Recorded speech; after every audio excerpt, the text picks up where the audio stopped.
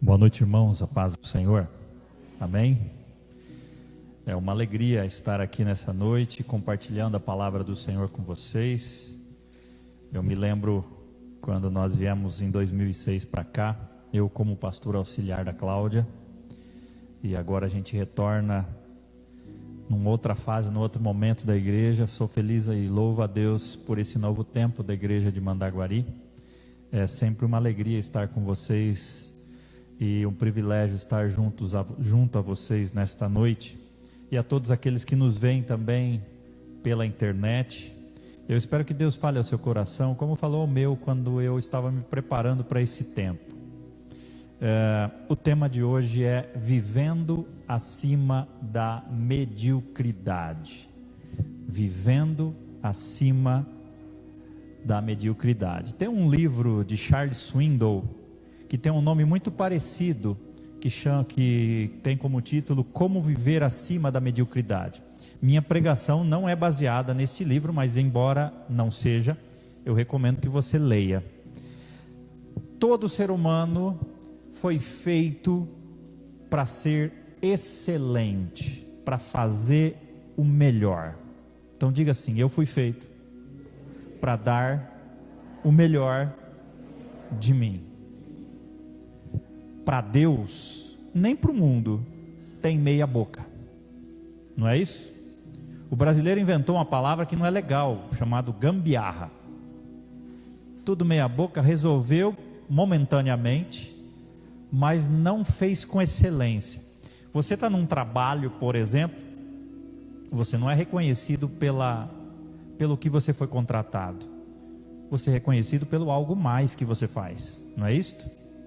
Me lembro uma vez, eu tinha um professor, não vou citar o nome dele aqui, mas ele era muito exigente, professor de matemática, e era difícil eu tirar uma nota muito alta, e um dia eu tirei 9,8.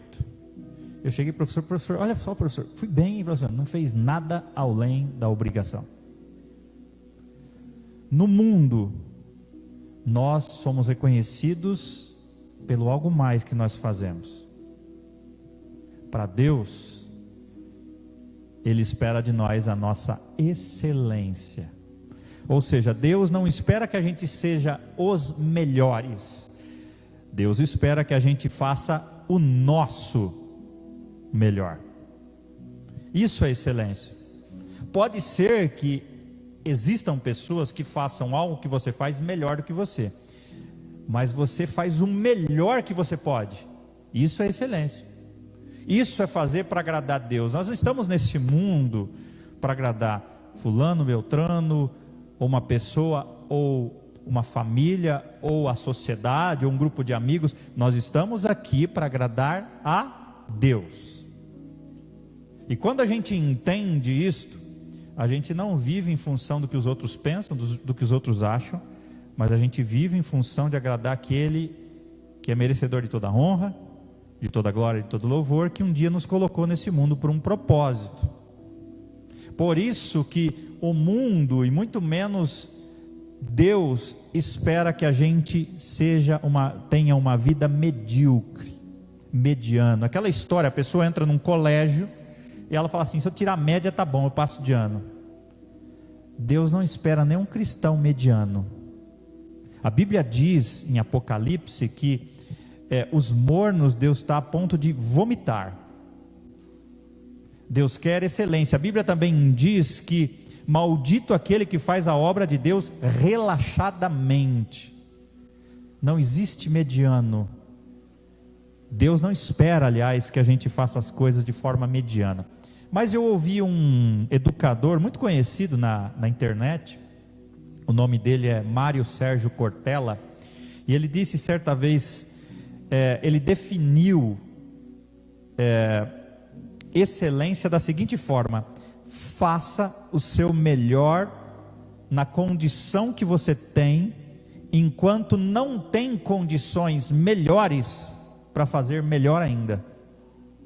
Ou seja, dê o seu melhor, não importa o que você esteja fazendo. Se estiver lavando uma louça, como eu faço às vezes, seja o melhor lavador de louça. Se estiver varrendo a calçada, varra a calçada como o melhor varredor de calçada. porque você faz para glorificar o nome do Senhor. Excelência é fazer o melhor que eu posso. Diga assim: excelência é fazer o melhor que eu posso com aquilo que eu tenho, até que eu tenha ferramentas melhores para fazer melhor aquilo que eu já faço. Então é sempre melhorando, dando o melhor. Eu me lembro quando nós viemos para cá em 2006, eu até questionava a Cláudia por isso, mas ela sempre fazia o melhor independente do que ela pegava para fazer. E quando ela veio para cá, tinha poucas pessoas aqui, e às vezes ela vinha fazer limpeza, faxina da igreja, fazia tudo que hoje, graças a Deus, tem outras pessoas que podem ajudar. Naquela época ela fazia tudo, ministério infantil, e ela dava conta de tudo, e ela era extremamente detalhista em tudo que ela fazia. E eu questionava: Cláudia, por que tudo isso? Ela falou: eu estou fazendo para Deus, é excelência, mesmo que ninguém veja, Deus está vendo a forma. E aquela história: eu vou fazer alguma coisa, mas dá para fazer assim, mas é o melhor que você podia fazer? Faça o melhor, dê o seu melhor para Deus, dê o seu melhor para Deus. Esse é um conceito dinâmico. Um filósofo chamado Aristóteles, bastante antigo, da história da filosofia, ele disse assim: só fazemos melhor aquilo que repetidamente insistimos em melhorar. A busca da excelência não deve ser um objetivo, mas um hábito. Você tem que ter o hábito de cada dia fazer melhor. Aí você pode pensar: pastor, mas eu sou uma pessoa comum. De fato, eu também sou. Você pode se sentir uma pessoa comum, mas Deus te fez para viver uma vida em abundância, uma vida significativa, uma vida acima da mediocridade. Excelência, esse é o nome que Deus espera da maneira como você faz todas as coisas. A Bíblia está cheia de pessoas comuns, como eu e você, que viveram vidas extraordinárias, porque acreditaram que Deus trabalharia nelas e por meio delas. E Deus fez diferença, porque pessoas comuns, com um ministério em comum, que estavam dispostas a serem usadas por Deus. Essas pessoas acreditavam que Deus as criou com um propósito, e Deus fez você com um propósito. Deus me fez com um propósito, e nós devemos cumprir essa missão com sucesso, porque nunca vai faltar recursos para fazer a vontade de Deus. Às vezes falta para fazer as nossas, mas a vontade de Deus nunca vai faltar recursos para se fazer. Depende de excelência. E quando a gente vê, por exemplo, Daniel, a Bíblia diz que ele tinha um espírito excelente. Ele era notado porque ele fazia tudo muito bem feito, muito, até invejado. Mas eu quero convidar você a abrir a sua Bíblia em 1 Crônicas, capítulo 4, versos 9 e 10. Eu me lembro que esse texto eu abri os olhos para esse texto quando eu li, há muito tempo atrás, um livreto chamado A Oração de Jabes, ou de Jabes. Se você não leu, leia. Também meu sermão não é baseado neste livro, mas vale a pena você ler. Em 2 pegadas você lê o livro, vale a pena. Eu quero ler porque eu penso que este homem é um exemplo de alguém que mereceu uma menção honrosa na Bíblia, porque ele fazia as coisas com excelência. Deus deu a ele uma menção especial. No meio de 9 capítulos de genealogia, eles param mais ou menos na metade, ou seja, 1 Crônicas de 1 a 9, capítulo 1 até o capítulo 9, só fala de genealogia, e no meio disso tudo aparece o capítulo 4, um trecho de 2 versículos, que para tudo aquilo e dá um destaque para ele. Alguma coisa especial ele fez. Deus destaca aquele homem comum, Jabes, em 2 versos, e esses 2 versículos nos fornecem todas as informações que nós temos sobre ele em toda a Bíblia. E quando eu olho para esse texto, eu posso extrair algumas lições para a gente viver uma vida acima da mediocridade. Eu quero que você leia comigo 1 Crônicas 4, 9 a 10. Vamos ver o que o texto diz. Vou ler pausadamente para você prestar bastante atenção. Jabés foi o homem mais respeitado da sua família. Sua mãe lhe deu o nome de Jabés ou Jabes, dizendo: com muitas dores o dei à luz. Jabes orou ao Deus de Israel: abençoa-me e aumenta as minhas terras, que a tua mão esteja comigo, guardando-me de males e livrando-me de dores. E Deus atendeu ao seu pedido. Uma oração simples, clara e direta. O que é que Jabes tem a nos ensinar sobre excelência? O que é que Jabes tem a nos ensinar sobre viver uma vida acima da mediocridade? E eu quero tirar desse texto 3 segredos, ou 3 chaves, ou 3 lições de como ter uma vida excelente. Primeira lição, repita comigo: grande ambição. Ele tinha uma grande ambição. Às vezes a gente ouve a palavra ambição com a palavra negativa, não é verdade? Uma ambição no sentido de aspiração, de pretensão, de desejo, de sonho. Ele sonhava grande. Ele sonhava grande. Enquanto muitas pessoas, meus irmãos e minhas irmãs, se contentam em ser medianas, Jabes queria que Deus fizesse algo significativo a partir dele, a começar dele.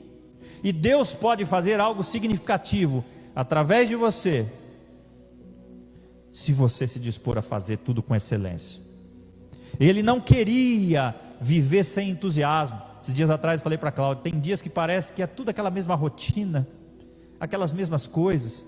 Tem até uma canção da banda Resgate: abro os olhos sobre o mesmo teto todo dia, tudo outra vez, acorda, um tapa no relógio, a mente está vazia.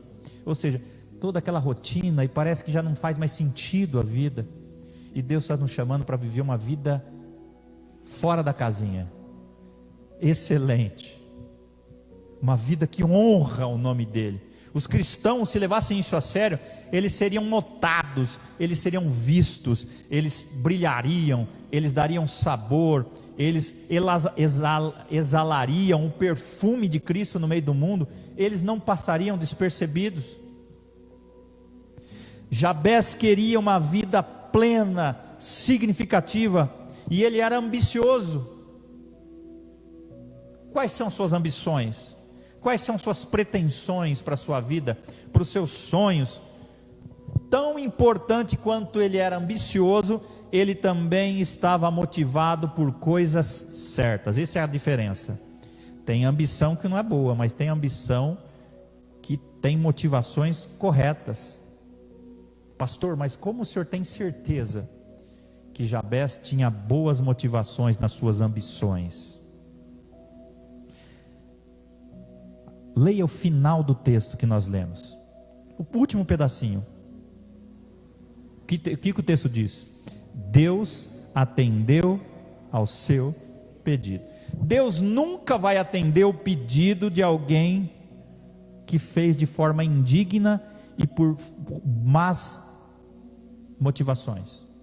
Se Deus atendeu o pedido de Jabés, ele tinha boas motivações, ele tinha boas intenções, ele tinha boas pretensões. Muitas pessoas, meu irmão e minha irmã, simplesmente vagam, passam pela vida sem ser notadas, sem fazer diferença. Muitas pessoas sobrevivem ao invés de viverem tudo que Deus chamou elas para viver. E Jesus não falou brincando quando ele falou: eu vim para que tenham vida, e vida como? Em abundância, vida significativa, vida de excelência. Essas pessoas muitas vezes não têm objetivos, não têm planos, não têm propósitos, e como resultado elas nunca vão a lugar nenhum. Passam pela vida, os 80, 90 anos, como o vento, sem deixar uma marca, sem significado. Se você e eu desejamos viver acima da média, acima da mediocridade, nós precisamos sonhar acima das nossas possibilidades. A Bíblia diz que sem fé é o quê?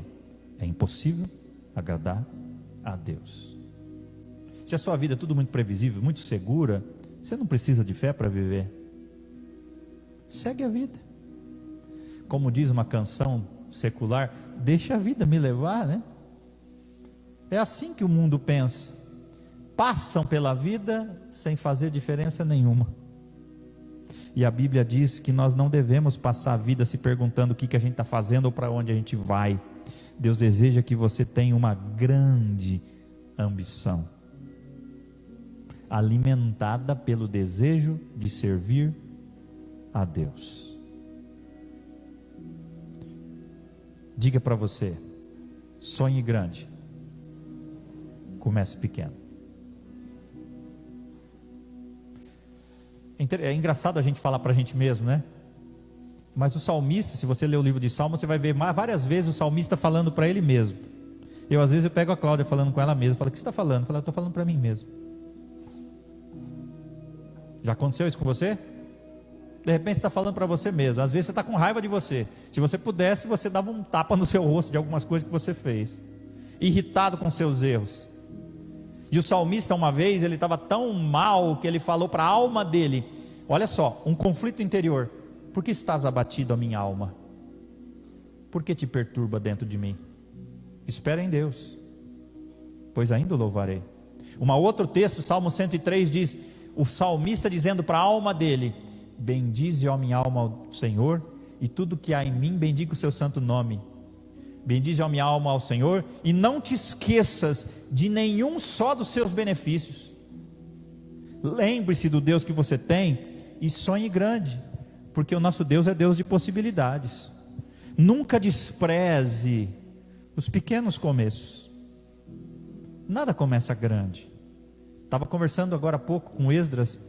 Tudo começa pequeno e demanda trabalho. Sucesso só vem antes de trabalho no dicionário, meu irmão. É preciso trabalho, suar a camisa, colocar a mão na massa, fazer o melhor. O que você precisa? Primeira pergunta que eu tenho para você: o que você precisa começar a mudar hoje, que você está fazendo meia boca? Será que a sua ambição, a sua aspiração, o seu sonho precisa ser melhorado, aumentado? Ou você está contente com essa vida, como ela está? Está bom assim? Ou podia ser melhor? Está sempre aquela mesmice, ou eu posso fazer melhor? Uma coisa é certa, vai dar trabalho, mas dá resultado, porque Deus honra quem faz com excelência.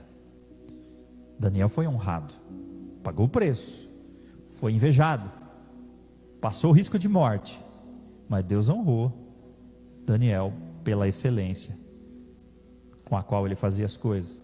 Então, primeira lição: grande ambição. Diga aí,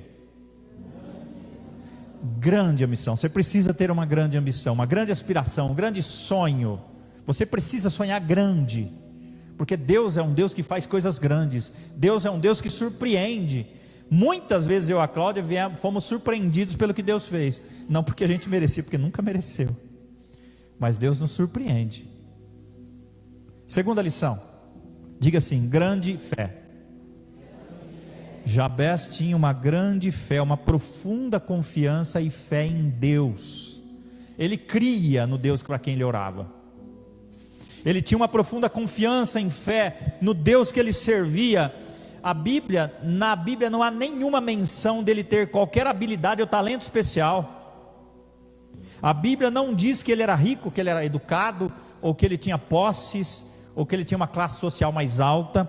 Ele era apenas um homem comum, com uma fé incomum. Diga assim: eu preciso ter uma fé incomum. Incomum. Acima da média. Se Jesus falasse assim: faça-se conforme a sua fé, o que seria feito na sua vida? A Deus deu mais coisas do que eu merecia pela minha fé. Garanto para você. Porque se fosse apenas com o nível da minha fé, talvez não chegasse onde eu cheguei. Mas Deus quer que eu melhore isso.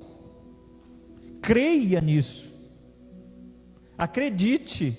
Você precisa ter uma grande fé. A Bíblia diz que ele foi o homem mais respeitado da família dele. Por quê? Porque ele era um homem que tinha uma grande ambição e tinha uma grande fé. Existe algo na vida que é mais importante do que habilidade e talento. É a fé. Tem muita gente super talentosa, que eu tenho certeza que você conhece, que ficam do lado, enquanto outras que só têm fé, e Deus abençoa, e Deus prospera, porque elas têm fé. Não precisa ter o melhor músico aqui, precisa ter um adorador. Não precisa ter o melhor cantor no palco ou no púlpito, precisa alguém que tenha o coração voltado de servo a Deus, de adoração a Deus. Precisa ter alguém, independente da área que você trabalha, que procure fazer o melhor, com excelência, nos detalhes. Fé é acreditar que Deus vai trabalhar através de você. É se dispor. Como Jabez, você tem uma grande ambição e uma grande fé. William Carey, um grande missionário, ele disse certa vez: faça grandes coisas para Deus e espere grandes coisas de Deus. Às vezes vai demandar muito esforço, vai demandar muitas lágrimas, vai demandar noites sem dormir, vai demandar muito cansaço. Mas quando você chegar lá, você vai dizer: valeu a pena, fiz o melhor. E a Bíblia diz que aquele que é poderoso para fazer infinitamente mais do que tudo quanto pedimos ou pensamos, conforme o seu poder que opera onde? Opera em nós. A Ele seja a glória por todas as gerações e para todos sempre. Deus quer que você viva a sua vida ao máximo. Depois que eu passei por esse problema sério de saúde, fui internado, eu valorizo quando eu percebo que meu pulmão se enche de ar. E daqui para frente eu quero viver uma vida muito melhor do que eu já vivi. Eu estava lendo esses dias atrás o livro de Jó. Eu quero que a segunda parte da minha vida, como em Jó, seja muito melhor que a primeira. Muito melhor. Talvez hoje seja um divisor de águas na sua vida. Talvez hoje Deus esteja te dando um novo ânimo, um novo desafio. Não é mudança de ano, mas pode ser mudança de vida hoje. A partir de agora eu vou fazer tudo com excelência, porque eu faço para honrar Deus. Eu adoro a Deus quando eu faço com excelência, independente de onde eu esteja. Eu não preciso estar dentro do templo para adorar a Deus. Eu não preciso saber cantar para adorar a Deus. Às vezes a gente fala, vai ter um momento de adoração, momento de música, uma das formas de se adorar. Mas adorar a Deus quando eu faço tudo com excelência, para honrar a Deus. Quando você é uma boa mãe e educa sua filha e faz com excelência, você está adorando a Deus. Quando você faz o seu trabalho, independente da área que você trabalha, e faz com excelência, agrada o chefe, o cliente, mas acima de tudo agrada a Deus, independente de que você faça. Deus quer que você viva a sua vida ao máximo, com excelência. Ele não quer que você viva uma vida mediana, tá bom assim, meia boca. E conforme até agora vimos, para termos uma vida acima da mediocridade, Deus deseja que você tenha uma grande ambição e uma grande fé. Ele também deseja que você tenha uma vida de oração, que é a terceira lição, uma grande oração. Jabez tinha uma vida de oração verdadeira, genuína. Como está a sua vida de oração? Tem vezes que você sabe que precisa orar, mas não está com vontade, né? Seja sincero. Não adianta falar que não é verdade isto. Tem horas que a gente não está muito afim de orar. Eu lembro uma vez, a gente estava aqui em Mandaguari. Lá no começo tinha reunião, lá para 2006, 2007. Eu viria, estava um tempo de chuva, a Cláudia tinha alguma fazeira, eu vim para dirigir uma reunião que tinha à tarde. Eu falei, puxa, eu estou tão desanimado, reunião de oração, não estou bem hoje. Aí que precisa orar, né? Eu não estava bem, então cheguei aqui, só veio uma irmã. Eu me lembro até agora, a gente estava aqui naquele lugar ali no fundo, eu sentei, conversei com ela, e ela contou a história da vida dela. E eu comigo falei, poxa, era o que eu precisava ouvir.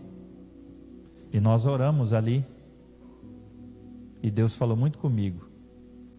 Normalmente, quando você está com menos vontade de orar, é a hora que Deus quer mais falar com você, e às vezes você perde essa oportunidade. Oração. A oração, ela parte de um primeiro momento de dever para prazer. Dá muito trabalho orar. O diabo não quer que você ore. O diabo não quer que você fale com Deus.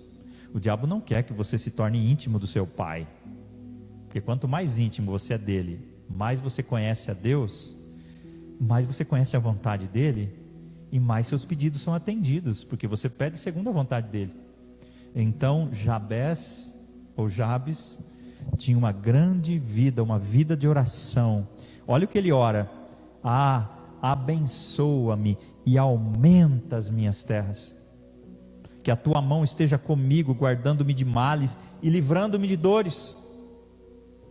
Então o versículo termina: e Deus atendeu ao seu pedido.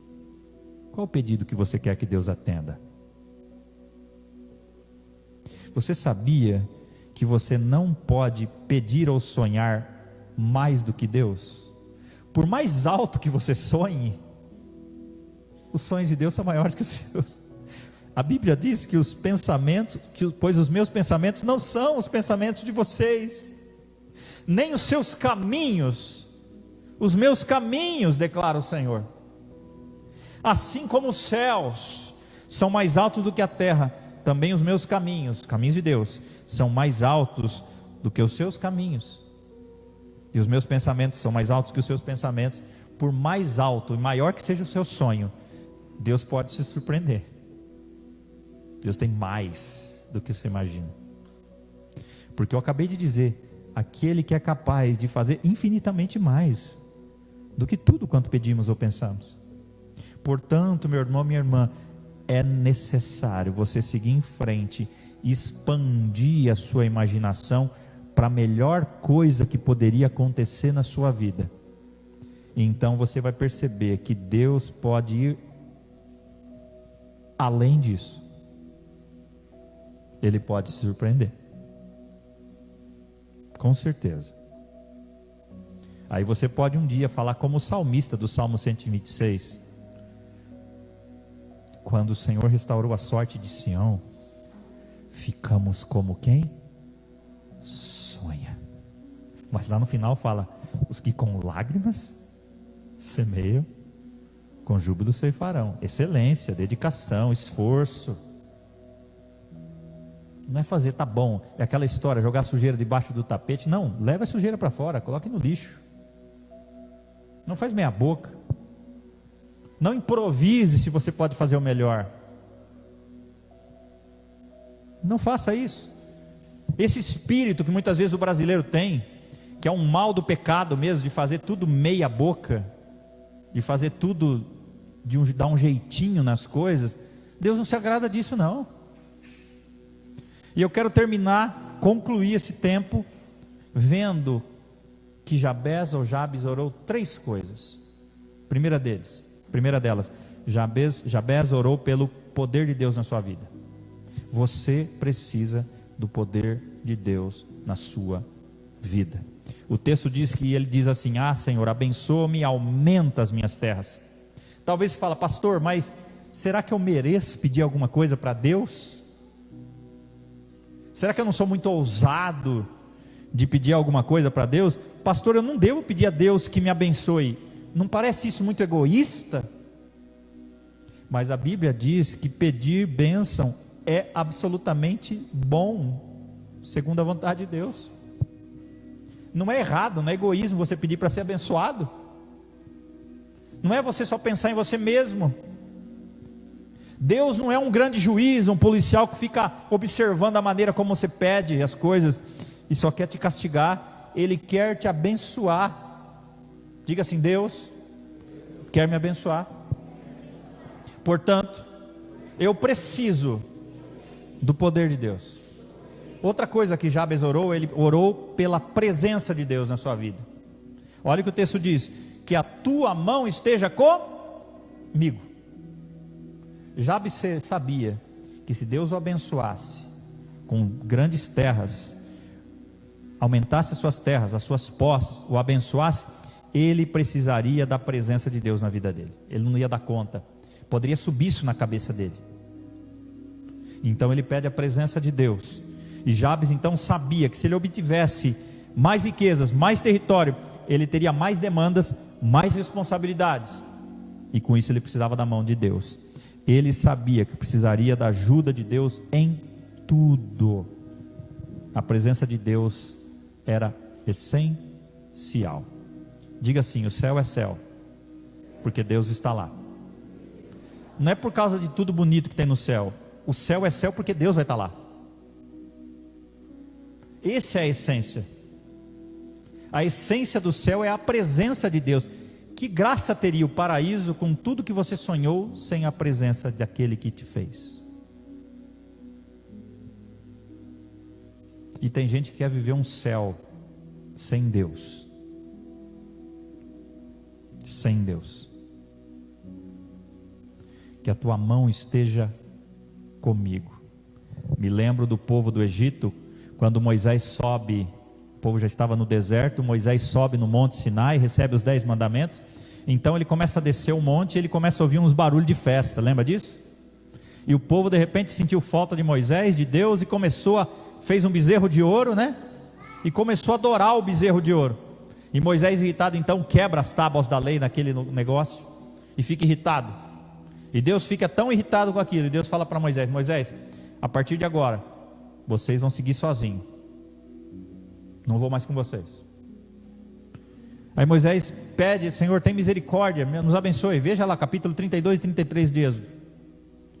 E Deus fala: tá bom, eu vou mandar um anjo com vocês, vai estar tudo certo, o que eu prometi vai ser cumprido, vocês vão conquistar a terra. E a Bíblia diz que o povo ficou tão mal, que se humilhou. Ele falou assim: que adianta nós termos a terra prometida sem a presença de Deus conosco? Que adianta ter tudo o que eu poderia ter e desejaria ter, sem Deus estar comigo? Jabes entendia isso. Jabes precisava do poder de Deus, mas ele precisava da presença de Deus com ele. E eu termino agora de fato.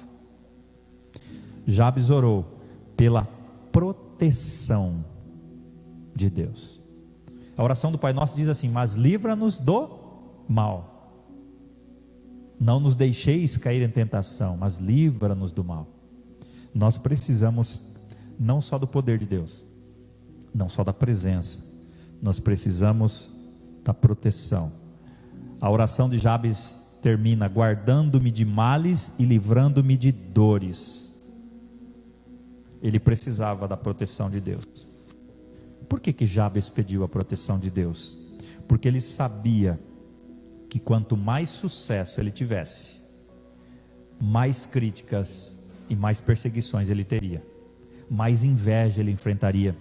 E a mesma coisa é para nós cristãos: quanto mais perto você está de Deus, mais o diabo vai te incomodar. Portanto, você precisa do poder de Deus, da presença de Deus e da proteção de Deus. O que você quer que Deus faça na sua vida? Te ajude a enfrentar algum problema que você está encarando hoje? Fale isso para Ele. Te ajude a alcançar algum objetivo que você traçou lá anos atrás e até agora nada? Apresente para Ele. Mas primeiro, encontre o motivo por trás desses sonhos e alinhe esse objetivo ou esses motivos à vontade de Deus. Às vezes a gente fica dando murro em ponta de faca. A gente quer algumas coisas que Deus não quer para a gente.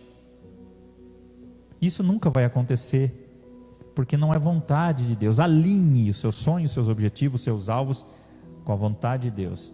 Uma das orações mais difíceis, eu sempre falo isso, uma das orações mais difíceis que eu fiz na minha vida, nós morávamos em Arapongas ainda, nós éramos licenciados, ainda seminaristas, e eu já era licenciado lá também. Eu estava em Arapongas, mas já estava pastoreando em Jandaia do Sul como licenciado. Eu, na sala de estar de casa, eu dobrei o meu joelho e falei: Deus, a partir de hoje eu abro mão dos meus sonhos, se eles não forem os teus sonhos, porque eu vou perder tempo lutando contra Deus, se não é o sonho dele para mim. O sonho dele é muito maior do que o que eu tenho para mim. É a hora de você olhar, rever seus sonhos. Será que todos os sonhos que você tem, alvos, objetivos, projetos, estão no coração de Deus? Estão alinhados? Se de fato estiverem, vão acontecer. Se não, é hora de perguntar para Deus: o que o Senhor quer para mim? O que o Senhor quer realizar através da minha vida? Depois que você alinha seus objetivos ou sonhos com Deus, com os de Deus, em seguida você ora essas três coisas: pelo poder de Deus, pela presença de Deus, pela proteção de Deus. E você vai ver a resposta das suas orações. Você verá algumas perguntas para você pensar. Feche os seus olhos e ouça essas perguntas e responda para você. Que grande sonho ou objetivo você gostaria de pedir a Deus que se torne realidade? Por que os seus motivos para alcançar uma meta ou um sonho são tão importantes? Você confia mais nas suas habilidades, nos seus talentos para alcançar os seus sonhos, ou confia em Deus? Que passo você pode dar hoje para mostrar maior dependência de Deus? Você às vezes sente que não deveria pedir a Deus para abençoá-lo? Por que você se sente assim? Com que frequência você para e ora pela presença de Deus na sua vida? Por que a presença dele é tão importante para você?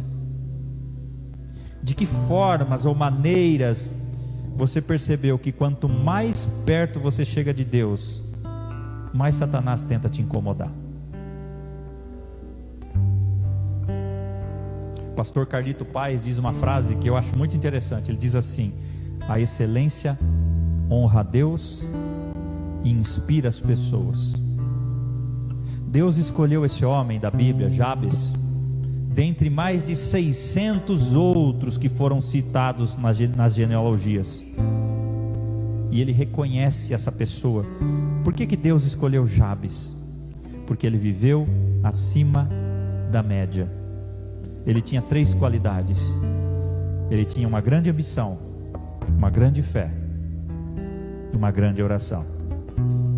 Que Deus nos ajude a vivermos acima da média, acima da mediocridade, a fazer tudo com excelência.